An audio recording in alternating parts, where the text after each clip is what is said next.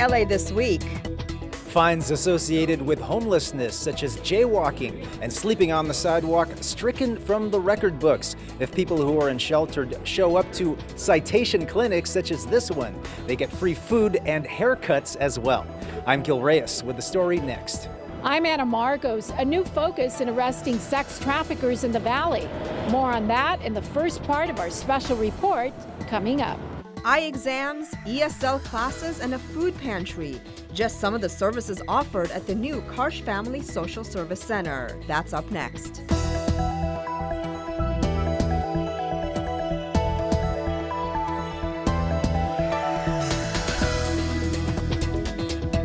Hello and welcome to LA This Week. Thanks for joining us. I'm Yana Kay. Well, we've all seen it here and across the nation. Hate crimes are up, and the fear is those numbers will rise, with our nation still divided over the presidential election results. But here in LA, law enforcement declares such behavior won't be tolerated. Gil Reyes reports. This is proof that people of color aren't the only targets of hate crime. This art gallery in Boyle Heights was recently defaced with racist graffiti. The gallery owner is a white man working in the mostly Latino community of Boyle Heights. It doesn't matter which ethnicity it is. It doesn't have to be a minority ethnicity. The law is very specific. LAPD Chief Charlie Beck, the LA City Attorney's Office, and their partners at the county taking a stand against hate crime. Officials say incidents nationally have spiked since the presidential election season, when polarizing opinions on immigration, religion, and the war on terror took center stage. And they continue to. In this country, there is freedom of speech, and not every racially insensitive remark is a crime. There has to be a crime. Either you're interfering with someone's civil rights, or you are committing a crime such as vandalism, assault. And that's happened a lot when other issues like gentrification and sexual intolerance are thrown in the mix. The FBI says hate crimes nationally increased 6% last year, with crimes against Muslims seeing the biggest spike. Here in LA County, officials reported a 24% increase last year.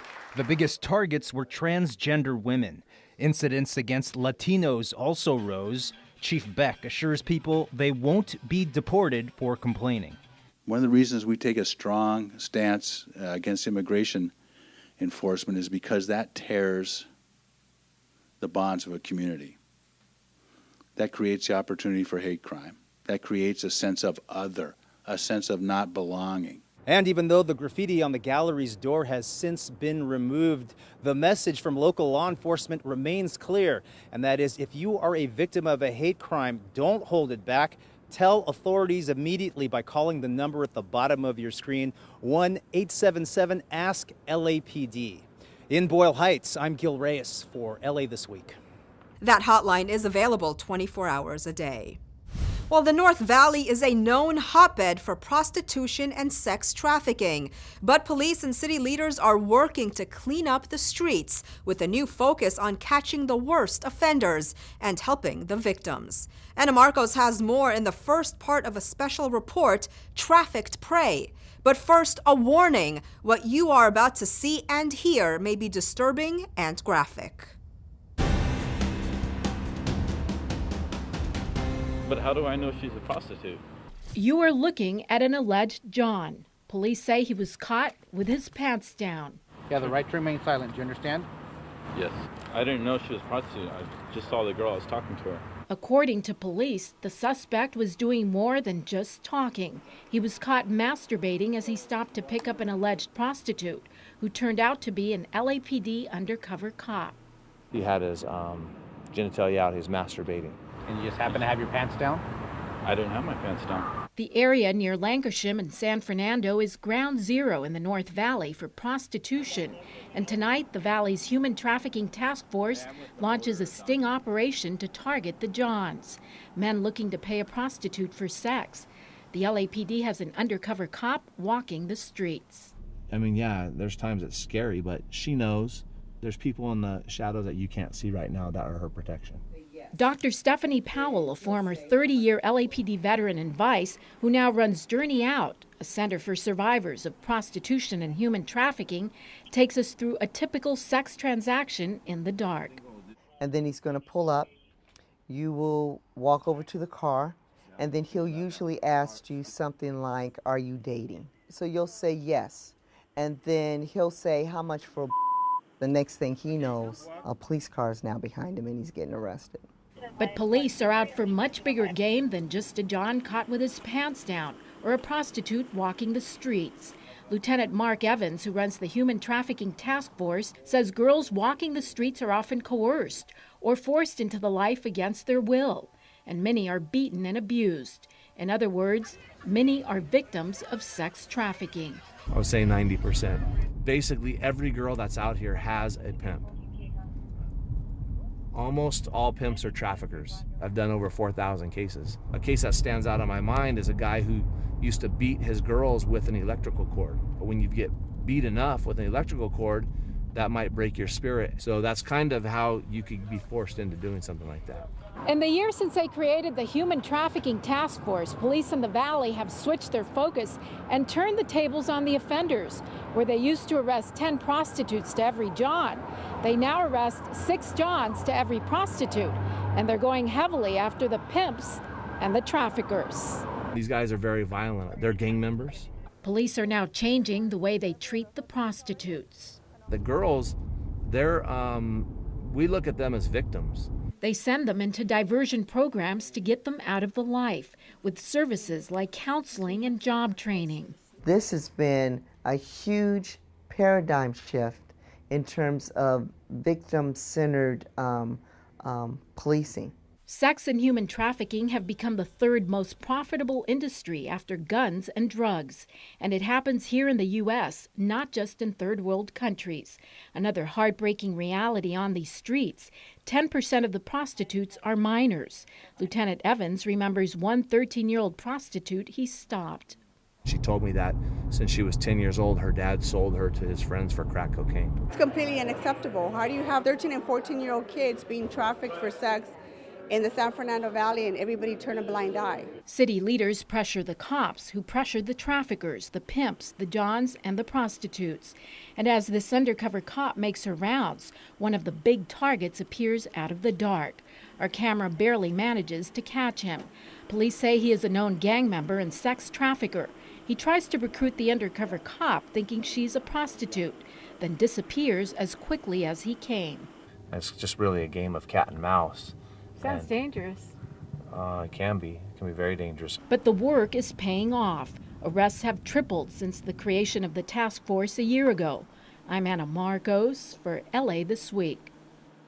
And next week, tune in for the second part of our special report as we find out how one victim fell prey to sex trafficking and how she got out. Well, cycling out of homelessness can be especially tough if you have tickets and citations holding you back. But the city attorney's office has devised a way to forgive these infractions if people who are homeless work it off. And they get free haircuts to boot. Gil Reyes has more from Silmar. Gil. Well, Yana, for many of our fellow Angelinos who find themselves homeless, this could be a way to totally turn their lives around. They're called Citation Clinics. This one's in Silmar. And basically, people who are unsheltered show up and negotiate to have their fines and tickets stricken from the record books. And all they have to do is volunteer for community service. Many times this leads to full-time jobs. Simply showing up to the clinic gets you free food, a haircut, and shower. But Nicole Adriano, who is homeless, mostly looks forward to having her fines forgiven. Everything traffic to just not paying my stuff on time, and it just doubles it. I don't even know. All I know is like over $3,000. Edgar Santiago says he's racked up $20,000 in fees for offenses like riding his bicycle at night without a light. And it just kept on adding and adding and adding and adding. But relief through the LA City Attorney's Office, Homeless Court, and Citation Clinics. We say, we're going to dismiss these citations and tickets, but in exchange, we're asking you to do community service, something that benefits you or benefits the community. Gina DiDomenico from the city attorney's office says people can work off fines for minor offenses by volunteering for nonprofits like the LA Conservation Corps, New Directions, the Weingart Center, and Chrysalis. The city attorney's office recently honored these service providers for not only helping veterans and the environment, but also for providing people who are homeless a chance to work off fines too expensive to ever pay. We actually have had several folks that have found jobs through this. One individual was actually hired by his service provider. Another went through Chrysalis's job training program and for the first time found a job as a tutor, first time in his life. So you don't mind doing community service? No, I should don't. You have to pay somehow. I would do it. I would do it. I would do it in a heartbeat. I mean, rather than pay, yes. Haircuts, showers, and starting over with a clean slate. In Sylmar, I'm Gil Reyes for LA This Week. In its first year, the city attorney's office has dismissed some 350 infractions through their citation clinics. Well, a Jewish synagogue in Koreatown's Miracle Mile believes in giving back to its religion by giving to others. Anna Marcos has more on the grand opening of the Karsh Family Social Service Center.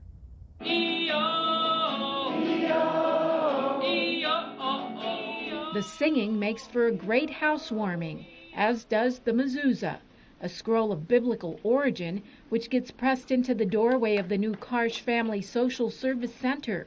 It signifies Jewish faith. Here at the Wilshire Boulevard Temple, it's not enough for parishioners to have faith in God, but in helping neighbors in the community as well. The new dental clinic is one of the free services offered. Also included, free eye care and exams, legal aid, counseling, ESL and citizenship classes, and a food pantry. We wanted to reach out to this community, show what Jews are about, the Tikkun Olam, that we live that. Healing the world is part of our heritage, it's part of our culture, and we wanted to be good neighbors. We got lucky in life, and I'm only so happy to give back to people who need it. You're looking at the brand new food pantry. The center has already served about 1,000 people since its soft opening several months ago, but with this grand opening, it is now ready to welcome the entire community. This is an extraordinary neighborhood. It's one of the most ethnically and religiously diverse neighborhoods in America. About 70% of the people in this neighborhood do not speak English at home as their primary language. It's a poor immigrant community. For temple worshipers, the services are much needed in an area where 1/3 of adults go hungry at least some of the time, and about 1 in 4 families live below the poverty level. The parishioners answer, faith in action. I'm Anna Marcos for LA This Week. For more information on the free services offered, you can visit karshcenter.org. While clean buses are slowly but surely becoming the next big thing in LA, and Metro is heading on a road that promises a cleaner future for us all. Rasha Goel explains. It's official, this natural gas bus is ready to hit the road as it becomes the 900th and final vehicle to complete Metro's clean air fleet. These buses together deliver about 650,000 miles of service per week.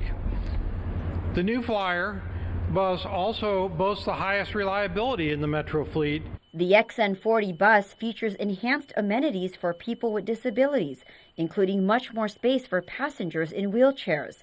Officials say the bus will serve a large ridership. Nearly 1 million people a day ride our buses. About 80%, maybe upwards of 80% of the 1.4 million people that use our system today ride buses. Officials say it's really about helping move people through the region safely. But more than that, it's about the health and well-being of every Angelino. These are CNG buses, so we're not having the dirty, belching diesel buses that pollute the air. You're not going to be asphyxiated when you're behind these buses. Officials are calling it the 40-foot dream machine that will not only transform the way we all get around, but will also allow for a breath of fresh air. I'm Rasha Goel for LA This Week. Now, according to Metro, this delivery completes an order for new CNG buses that make up 40% of the current fleet. Well, sure, we need more public parks in LA, but how about one on your usually quiet street? Well, some are saying, not in my neighborhood, as the city considers what to do next with the Silverlake Reservoir. Gil Reyes has more. What we do know is the now drained Silverlake Reservoir will be refilled to its former glory. But what to do with the actual site? Well, opinions vary.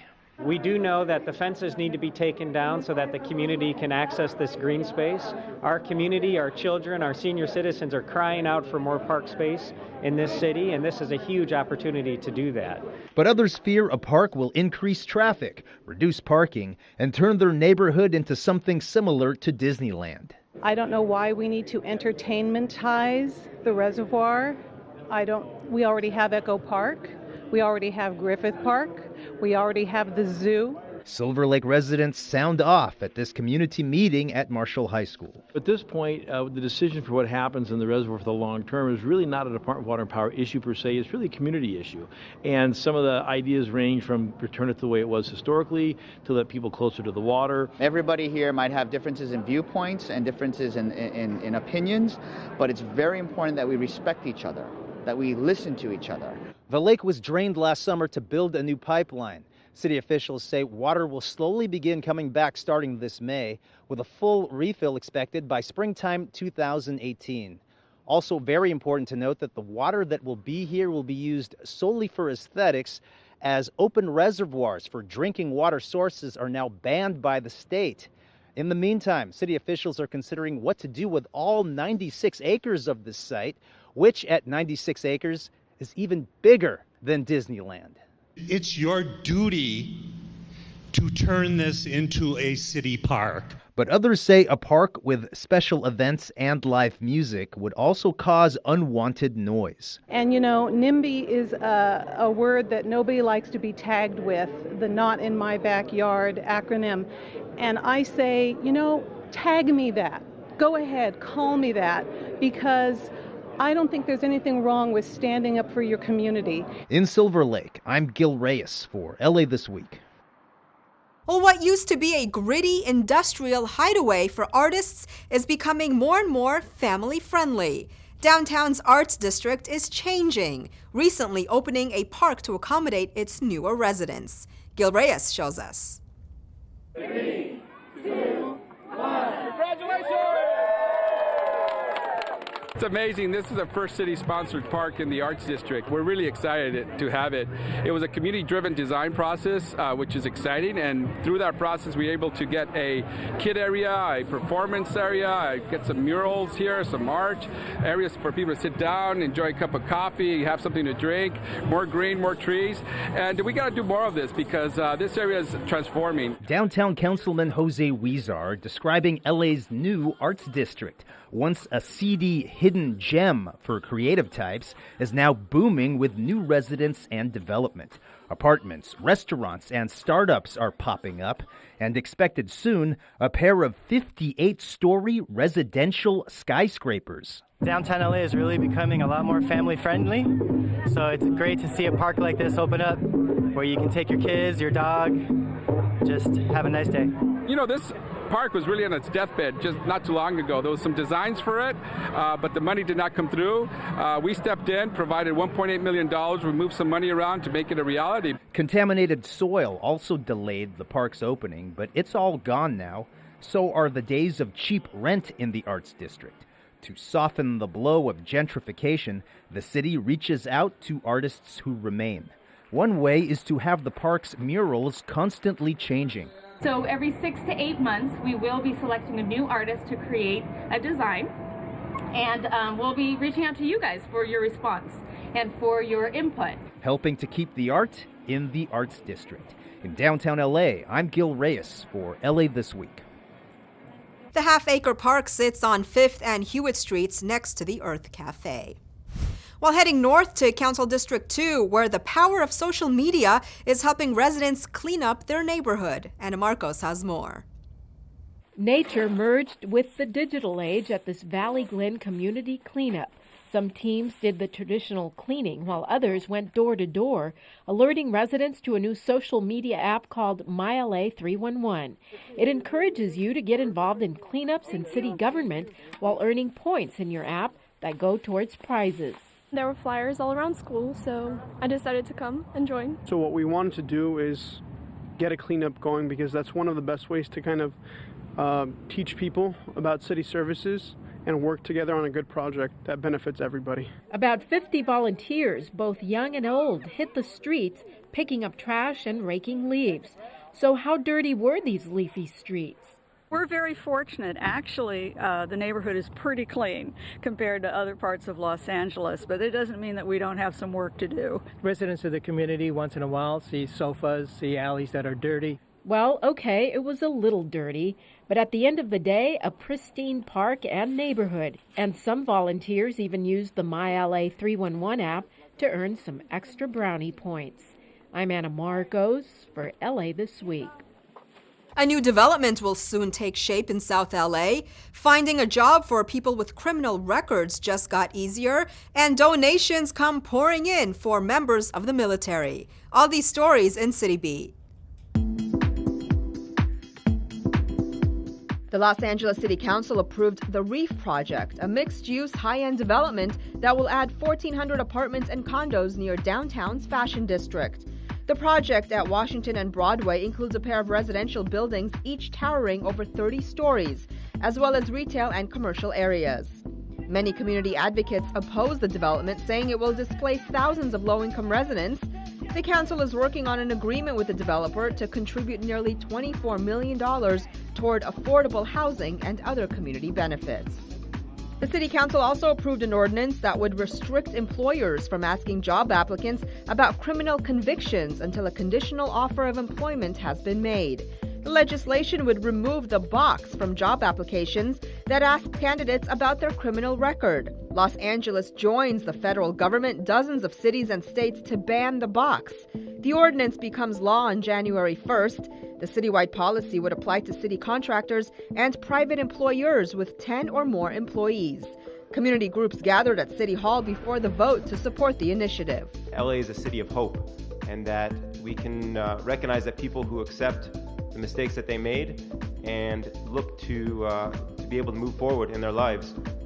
LAX employees donated personal care items to the Bob Hope Hollywood USO, a nonprofit that serves troops and military families across Central and Southern California. The items were collected from airport employees, local businesses, and community organizations. Active duty military personnel and their families can stay at the center for up to 24 hours. They can sleep, eat, shower, everything. So toiletry items are a huge thing, as well as, like I said, the non-perishable food items as well. Well, parks and trees go hand in hand, but keeping those trees alive and well during a drought is a challenge, one that's being met head-on through an innovative approach. It took an army of over 200 volunteers, a public-private partnership, and a lot of good, hard work. But Elysian Park is looking forward to shadier days ahead. In the last few years, parks all over the city of Los Angeles have lost thousands of trees, and City Plants is partnering with Rec and Parks to try to reforest the park and make sure that we're planting trees that are going to last into a drier climate. That means planting smarter. With the help of the Department of Water and Power, seedlings will be encased in something called a land life cocoon, which helps the seedlings hold water over the course of several months. Officials say planting trees saves energy. Shade trees will reduce the need for electricity by increasing the coolness in the surrounding area, and it will also result in lowering many of the neighbors' bills where the shade trees are planted. The aim is to restore Elysian Park's tree canopy, which has long been in decline. With partners including Office Depot, the California Conservation Corps, and the Arbor Day Foundation. Residents are stepping forward and looking toward the future. So when you're putting these trees in the ground, you're doing so much more than making a difference just in this park, but you're changing the lives of the people who live around here and the people of Los Angeles. It's really nice to think about coming back here in 20 years and saying, oh, I planted that tree and look, it's this big now, and it's contributed to this place being more beautiful. The Renewal project was made possible in part by a grant from the Arbor Day Foundation. Well, looking for a unique piece of art or craft? Well, you may find it at the Echo Park Craft Fair, then enjoy the sights and sounds of the annual community parade. And where can you find tons of snow in the city? We'll tell you. All this in this week's Things to Do. The Echo Park Craft Fair is a 2-day art and design event in Silverlake, featuring work by over 120 artists and drawing thousands of guests. The fair has become a pioneering showcase for the thriving makers movement. Featuring a curation of work from some of the finest artists in America, the fair celebrates innovators creating in a vast array of mediums, from ceramics to jewelry, perfumery to clothing design, woodworking to fabric art. Fashion designers and retail buyers flock to the market to source products, ignite ideas, and fuel creative inspiration. Don't miss it on December 10th and 11th at Mac Sennett Studios, located at 1215 Bates Avenue. For more, visit echoparkcraftfair.com. Also in Echo Park, the historic community will host the annual Echo Park Community Parade. Thousands of residents from Echo Park and surrounding neighborhoods sit on the sidelines to watch the 50-plus parade entries, including Santa, celebrate the holiday season. This year's parade theme is celebrating the artists of Echo Park, and it takes place on Saturday, December 10th from 11 to 2 p.m. The parade route is along Sunset Boulevard in Echo Park from Vince Scully Avenue to Park Avenue. For more, visit echoparkcommunityparade.com. Play in more than 70 tons of snow with 3 slides and a snowfield, and get into the holiday spirit by giving back at the free 6th annual Studio City Winter Family Festival at Studio City Recreation Center and Beeman Park. Live music by local schools and community groups, photos with Santa, face painting, gingerbread house decorating, crafts, restaurant sampling, holiday card making for the troops, a photo booth, and more. Help others by donating canned, packaged food, new unwrapped toys, and other items, and be entered to win gift baskets. It all takes place Sunday, December 11th from 1 to 4 p.m. And that's a look at some things to do. Well, that's going to do it for this edition. I'm Yana Kay, and from all of us here at LA This Week, thanks for joining us. A reminder that you can catch us online at lacityview.org. You can also follow and like us on Facebook. We'll see you back here next week for more of LA This Week.